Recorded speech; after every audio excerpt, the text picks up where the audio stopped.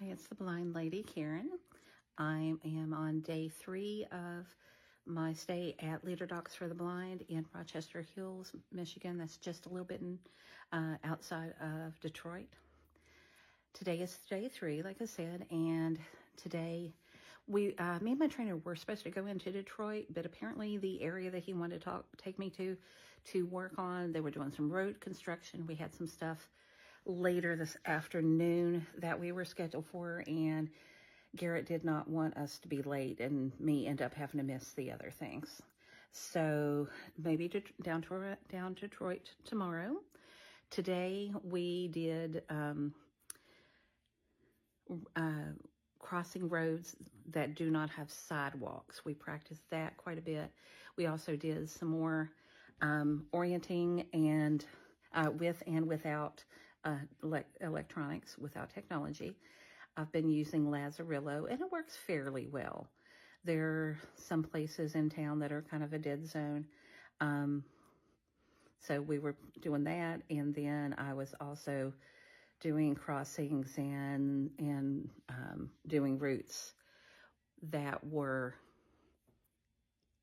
I wasn't using any technology. I was just finding the route, finding the surge, and doing the crossings that way, the old-fashioned way. And that's I like the way that they take what you've used before and keep on building on it. And then if you want to learn the technological ways to do it, which me and my sister, we travel quite a bit, and quite often we're in either a big city that we don't know or an area of a city that we don't know. We do science fiction conventions and things like that. So I think being able to navigate in a place I am not familiar with is going to be something that I'm really glad that we worked on. Tomorrow we're going to do walking through roundabouts. We're going to do escalators up and down. I'm going to practice some more stairs. We've been gradually trying to work that into our different routes, but we're definitely going to work on some more stairs. Definitely want to do the escalators. Escalators freak me out a little bit, but I want to get better at them. Do I run into escalators a lot? No, unless I'm training. But it's something I want to get better at. I'm totally loving all the people. I've made some really good friends here. One of my favorites is a little 73-year-old gentleman, and he has everybody just wrapped around his little finger. And all of the women flirt with him. I was actually picking on him. His name is Gerald. And I was like, Gerald, we're going to have to start calling you LL Cool G, because ladies love Cool Jared. But, he's just the sweetest thing. And I'm going to miss him so bad. I've made some good friends. I've already, friended people on socials and gotten numbers. And we're like, because we know we're halfway through the week. Graduation per se, celebration they call it, is on Friday. And it seems like it took forever to get through the first day and the second day.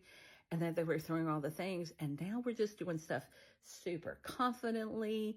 And, things that were making our heads explode on Monday. We're just like, oh, yeah, we got this. This is not a problem. And I love the fact that they're teaching us to feel more competent, more safe in our skills. But tonight we go down to one of the lounges, and they've actually got a couple of photographers. They are from the marketing department, so who knows? Linda Karen might be showing up in their marketing materials. They are going to concentrate it more on guide dogs, of course.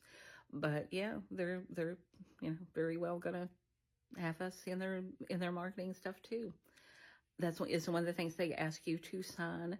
If you're willing, you're not obligated, but if you're willing, can we use your likeness or, a video of you in our marketing material? And probably most people, there were a couple of exceptions, but yeah, probably most people are like, yeah, you can use my picture, it's not a big. Because this thing is free. It's 100% free. And a lot of people are like, you say the word free and they're like, oh, well, that's not going to be worth very much. No, this is invaluable.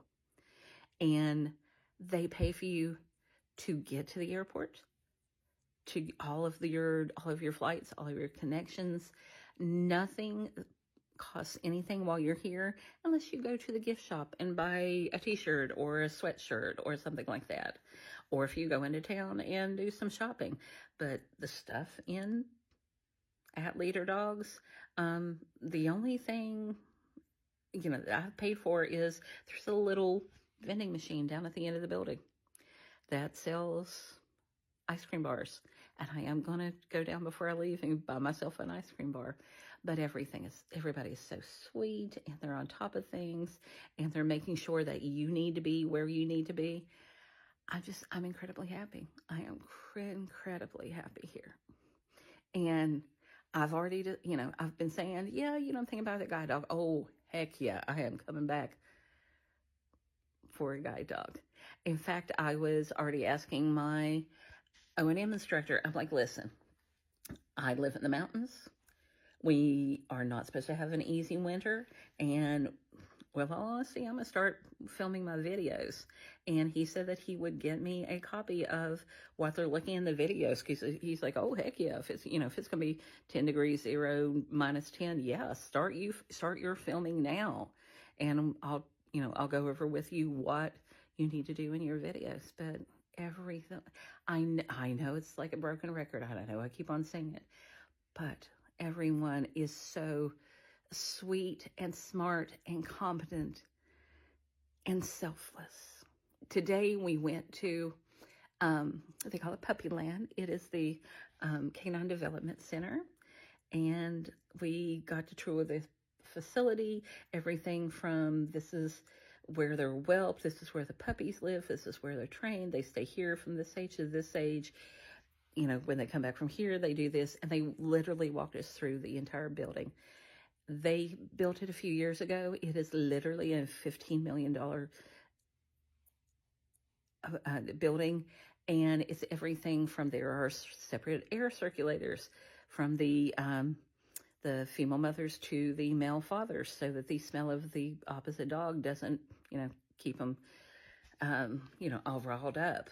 But they were showing us, where they make the leashes and the harnesses, and they have a antique leather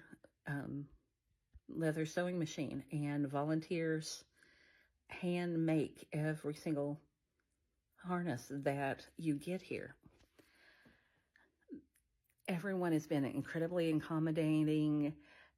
We've got all sorts of people from all sorts of backgrounds with dietary restrictions and, occasionally some minor medical issues that have to be worked around.